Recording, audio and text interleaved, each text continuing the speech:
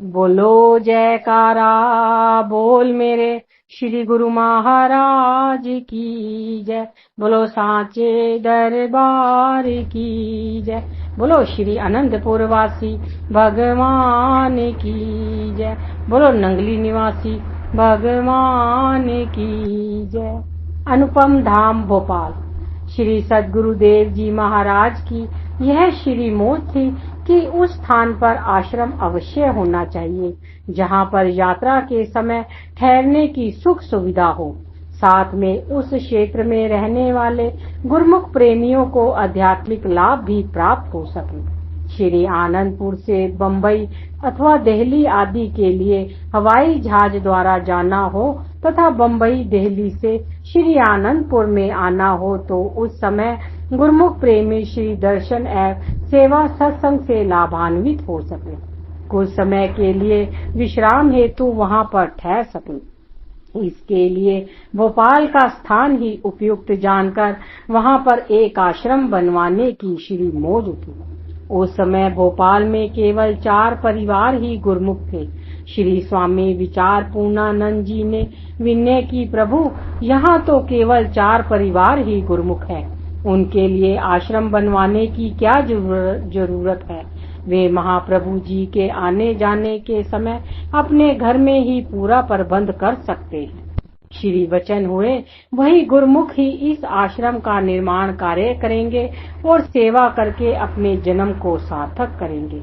महापुरुष जिस स्थान पर जाते हैं वहाँ चारों ओर का वातावरण भक्ति की सुगंधि से स्वतः ही महक उठता है।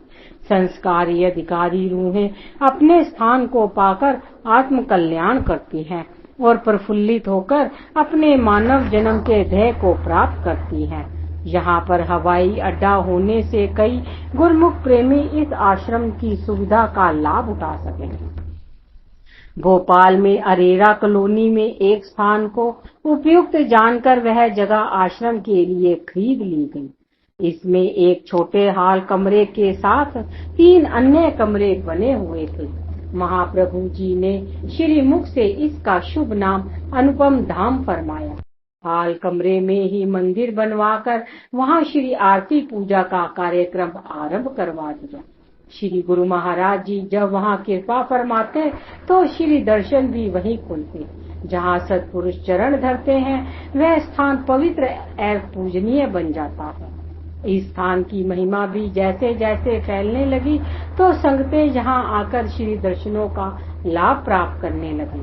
सत्पुरुषों के सच्चे नाम की दीक्षा प्राप्त करके भक्ति की ओर अग्रसर होने लगी। संगतों की बढ़ती संख्या को देखते हुए वह उन्हें परमार्थ लाभ आसानी से सुलभ हो सके, इस हेतु श्री सद्गुरुदेव जी महाराज ने यहाँ बड़े हॉल का निर्माण करवाया। इसी हॉल कमरे में एक और श्री परमहंस अद्वैत मंदिर की स्थापना की। इनके शुभ मुहूर्त हेतु आपने भोपाल कृपा फरमाई। एक दिन पहले श्री प्रयाग धाम से कुछ गुरुमुखों को यहाँ भेजा और कुछ गुरुमुख श्री आनंदपुर से आज्ञा पाकर यहाँ आए। यहाँ का सारा प्रबंध प्रमुख गुरुमुख परिवारों की ओर से किया जाता।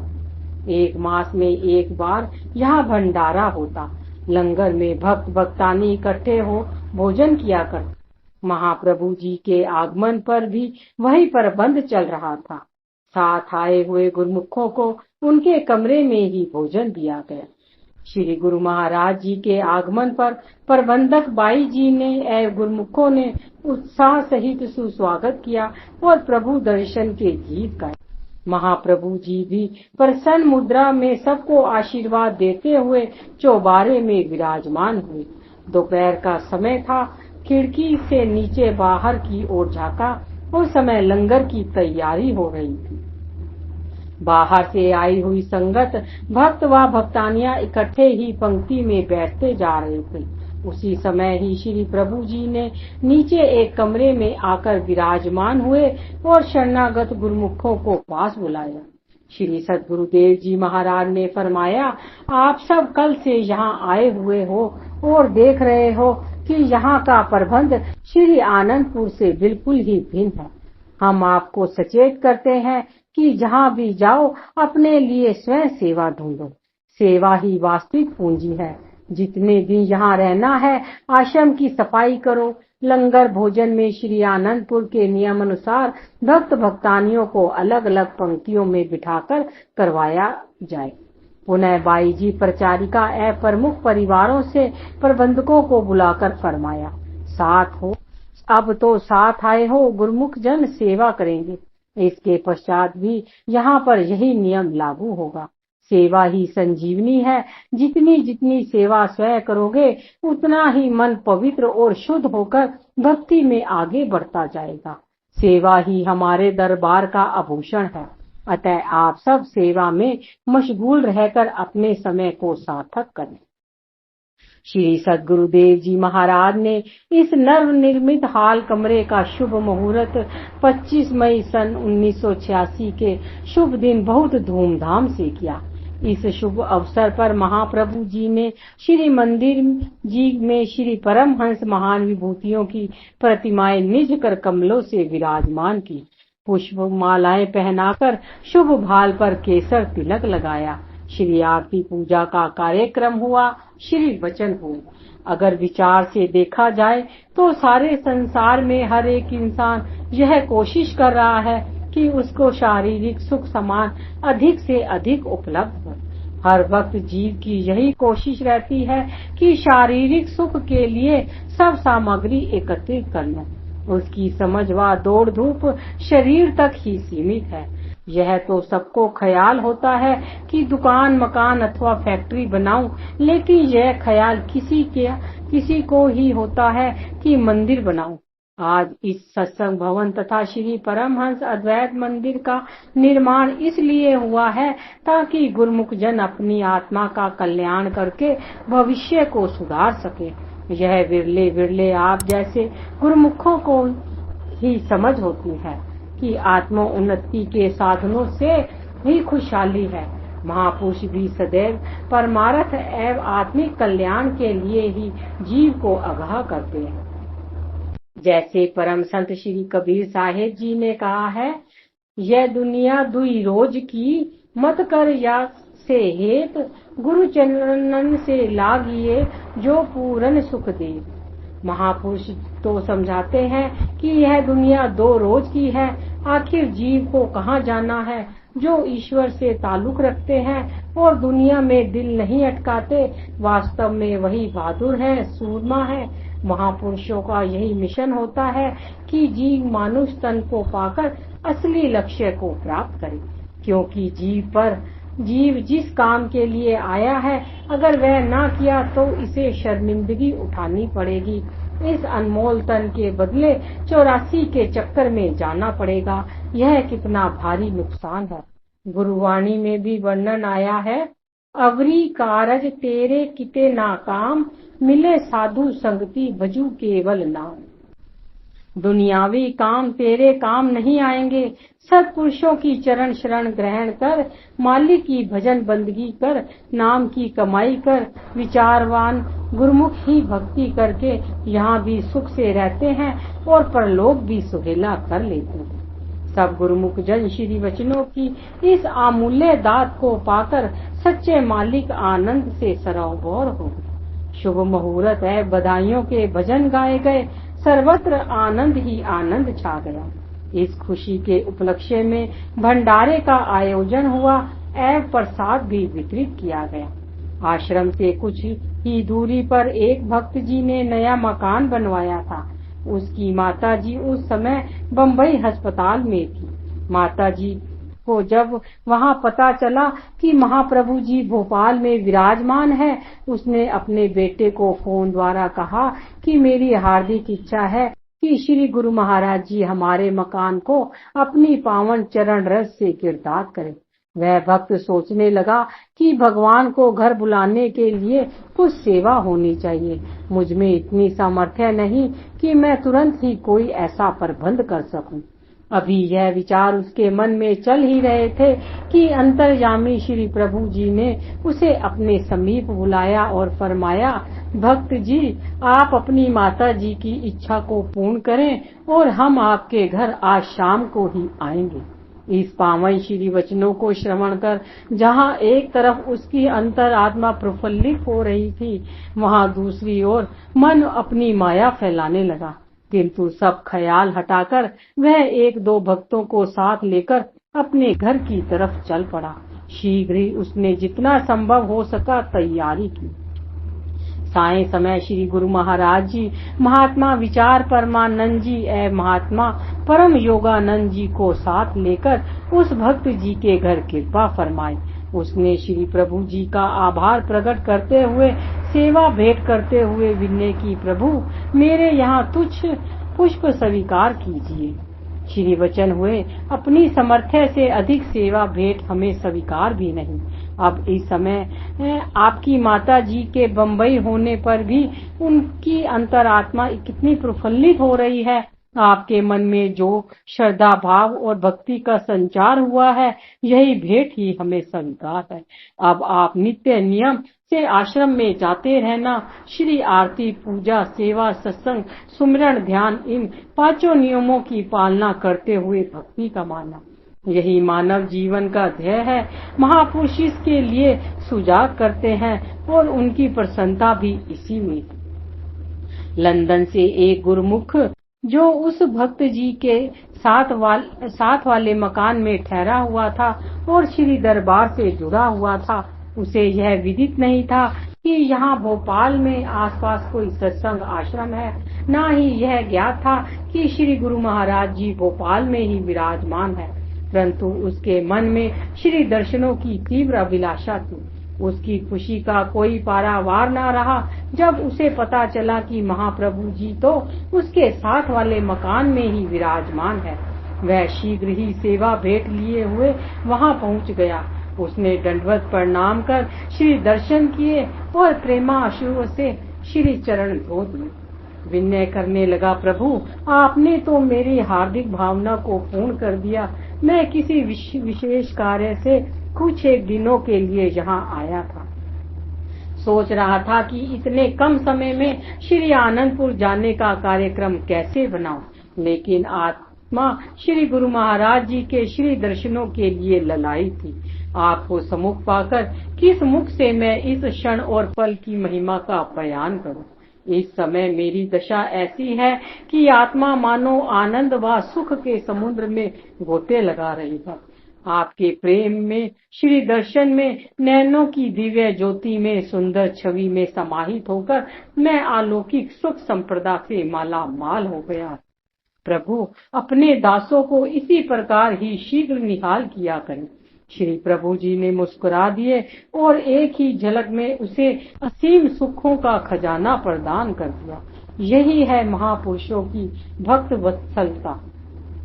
भक्तों की श्रद्धा, भावना एवं विश्वास केवल अपने इष्ट देव पर होता है और वे कठिनाई के समय अंतर्मन में जब स्मरण करते हैं तो श्री सद्गुरुदेव जी भी उसी समय अपनी भक्त वत्सलता का विरध निभाते हैं।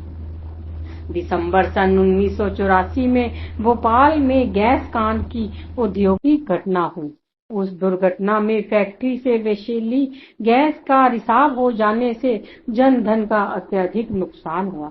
एक भक्त जी जो कि श्री आनंदपुर दरबार से जुड़े हुए थे, उनका आवास स्थान फैक्ट्री से आधा किलोमीटर की दूरी पर था। घर में वृद्ध माता जी भी साथ ही गैस के प्रभाव से रात्रि समय उन दोनों की सांस फूलनी आरंभ हुई तो भक्त जी के दिल में एकाएक यह विचार आया कि घर में दम तोड़ने की अपेक्षा क्यों न अपने आश्रम पर जाकर दम तोड़े। उन्होंने झटपट अपना स्कूटर निकाला और माता जी को बिठाकर आश्रम की ओर चल दिए। आश्रम घर से लगभग 10 किलोमीटर दूरी पर था। थोड़ी दूर पहुंचने पर स्कूटर में पेट्रोल खत्म हो गया। इस विवशता से भक्त जी ने श्री गुरु महाराज जी का मन ही मन स्मरण किया कि प्रभु अब आप ही मेरे रक्षक हो, इस कठिन समय में आप ही सहायक बनो। कुछ पल के लिए उन्होंने आंखें मूंद कर ध्यान किया और पुनः स्कूटर को चलाने लगे। इस प्रकार वे देर रात्रि के समय आश्रम पर पहुंच गए। आश्रम के गेट को खटखटाने पर एक प्रचारक उठकर आया। गेट खोलते हुए उसने कहा, भक्त जी इतनी रात गए आप इस समय कैसे आए? उन्होंने उत्तर दिया, हमें कुछ मालूम नहीं। रात को अस्मात ही दम घुटने लगा और पेट फूलने लगा। समझ में नहीं आ रहा था कि क्या हो रहा है। इस समय तो हमारा आश्रय केवल श्री सद्गुरुदेव जी महाराज है, इसीलिए हमने आश्रम की राह ली। प्रातः होते ही फैक्ट्री में हुई गैस रिसाव का समाचार आग की तरह सब जगह फैल गया। विषैली गैस ने फैक्ट्री के चारों ओर ऐसा तांडव मचाया कि अधिकांश लोग तो सोए के सोए ही रह गए और कईयों ने अपनी जान बचाकर दूर स्थान में शरण ली। प्रचारक ने भक्त जी एवं उसकी माता जी को सेहत को नाजुक जानकर डॉक्टर को बुलाने के लिए जैसे ही उनके स्कूटर को स्टार्ट करना चाहा तो देखा कि उसमें तो एक भी बूंद पेट्रोल की नहीं है। यह सोचकर वह बहुत ही हैरान हुए कि ऐसे में आश्रम तक वे कैसे पहुंच गए। भक्त जी से पूछने पर उन्होंने कहा, उस समय तो मुझे जैसे शरीर की कोई सुध ही नहीं थी, बस इतनी ही चेतना थी कि श्री गुरु महाराज जी का ध्यान सुमरन करते हुए आश्रम पर पहुंच गया। उधर परिवार वालों ने भी जब फोन पर कुशलता पूछी तो उनका एक ही उत्तर था कि श्री सद्गुरुदेव जी महाराज की असीम कृपा और वरद आशीर्वाद से सब कुछ सही सलामत है। सबने श्री प्रभु जी के चरणों में कोटि कोटि शुक्राना किया। महापुरुषों की महामहिमा अकथनीय है, वर्णन से परे है। कहीं तो भक्तों की पुकार और अदृश्य रूप में प्रकट हो उनकी सार संभार करते हैं और कहीं पर साकार रूप में प्रकट होकर उन्हें अपने देव दुर्लभ दर्शन से निहाल करते हैं। संगत की सुविधा हेतु धीरे धीरे इस आश्रम का निर्माण कार्य चलता रहा। लंगर स्थान के साथ साथ ऊपर की मंजिल पर आवश्यकता अनुसार कुछ कमरे बनाए गए। भोपाल की भूमि में ने ना जाने कितनी तपस्या का फल प्राप्त किया। जब भी विमान द्वारा पूना, बम्बई, बेंगलोर से आने तथा जाने का प्रोग्राम बनता, आप भोपाल इसी अनुपम धाम में विराजमान होकर सत्संग परमार्थ लाभ कराते। प्रेमी जन उस सुदुर्लभ अवसर को पाकर धन्य धन्य भाग्य मनाते। सुख धाम इंदौर। परम हितकारी परोपकारी श्री सद्गुरु दाता दयाल जी ने श्री आनंदपुर से श्री प्रयाग धाम के लंबे सफर में अपनी मौज से एक ऐसे स्थान की रचना करनी चाहिए जिससे आने जाने वाले गुरुमुखों को मार्ग में रहने की सुविधा प्राप्त हो सके और वहां आसपास के शहरों में रहने वाली संगत श्री दर्शन एवं सत्संग से लाभान्वित होकर आत्मिक लाभ प्राप्त कर सके। मानपुर स्थान पर एक छोटा सा आश्रम बना हुआ था।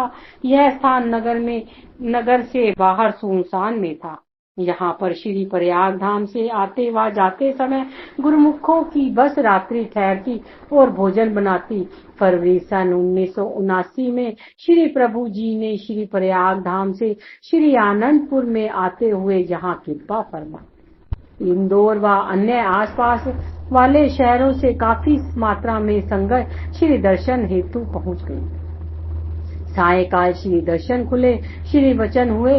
प्रकृति ने जगत में जो भी वस्तु बनाई है उसका कोई ना कोई उद्देश्य अवश्य है। ऐसी कोई भी वस्तु संसार में ना होगी जो निरुद्देश्य हो, जड़ हो या चेतन। छोटी से लेकर बड़ी तक प्रत्येक वस्तु से कोई ना कोई उद्देश्य पूर्ण होता है। उसी प्रकार आत्मा का जो मनुष्य जीवन मिला है उसका भी एक विशेष उद्देश्य है। मालिक ने जिस लिए यह मानुष तन प्रदान किया है इससे बहुत काम लोग जानते हैं। मनुष्य जीवन को सब योनियों से श्रेष्ठ और उत्तम कहा गया, तो इस जीवन का उद्देश्य भी श्रेष्ठ और उत्तम होना चाहिए। आम संसार यही समझता है कि यह मनुष्य तन प्राप्ति ने हमें खाने पीने और इंद्रियों की कामनाओं की पूर्ति के लिए एक उपकरण दिया है, किंतु महापुरुष संतों और शास्त्रकारों के वचन एवं उपदेशों से जो प्रमाण मिलते हैं उनसे स्पष्ट होता है कि मनुष्य जीवन का विशेष उद्देश्य यह नहीं है। संसारी लोग मनुष्य जीवन के उद्देश्य और इसके मूल्य से अचेत रहते हैं। माया के धोखे में फंसकर वे वास्तविकता को भूल जाते हैं। आम जीवों को प्रमाद की निद्रा से जगाने और जीवन के वास्तविक मूल्य को जतलाकर मनुष्य को उसके वास्तविक काम में लगाने के लिए महापुरुष संसार में आते हैं। वे अपने उपदेशों द्वारा समझाते हैं कि यह मनुष्य तन एक अमूल्य हीरा है। इस मूल्यवान हीरे से मूल्यवान वस्तु को प्राप्त किया जा सकता है, इसलिए मन माया के धोखे में आकर इस अमूल्य हीरे को यूं ही गवा देना ठीक नहीं। यह विवेक व ज्ञान जीव को सत्पुरुषों की संगति से प्राप्त होता है। कहा भी है, साध संग में चांदना सकल अंधेरा और सहजो दुर्लभ पाइए सत्संगत में ठो। संसार में हर तरफ अज्ञानता का अंधेरा छाया हुआ है। संत सहजो बाई जी फरमाती हैं कि सत्संग में वास मिलना भी कठिन बात है। बड़े सौभाग्य से ही मनुष्य को सत्पुरुषों की सत्संगति में ठोर मिलती है।